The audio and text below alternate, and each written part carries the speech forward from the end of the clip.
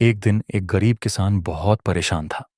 उसने अपने खेत में दिन रात मेहनत की, लेकिन बारिश समय पर नहीं हुई और उसकी फसल सूख गई। दुखी होकर वह भगवान श्री कृष्ण के मंदिर गया और बोला, हे कृष्ण, मैंने कभी किसी का बुरा नहीं किया, मेहनत से अपना काम किया, फिर भी मेरी फसल बर्बाद हो गई। यह अन्याय क्यों? श्री कृष्ण मुस्कुराए और बोले, आओ मेरे साथ चलो, मैं तुम्हें तुम्हारे सवाल का जवाब दूंगा। फिर श्री कृष्ण उसे एक बगीचे में ले गए जहां दो किसान काम कर रहे थे। पहला किसान कह रहा था, अगर बारिश नहीं हुई तो मैं मेहनत क्यों करूं, मैं कुछ नहीं करूंगा।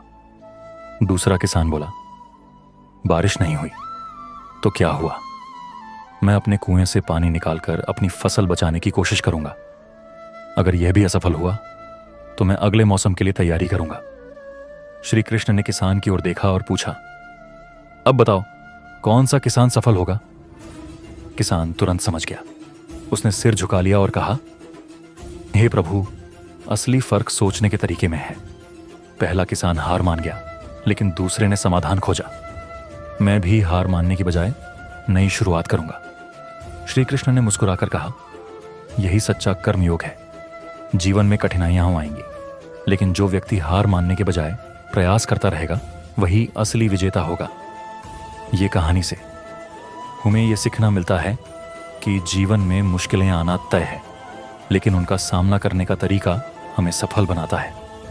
हार मत मानो, समाधान खोजो और आगे बढ़ो।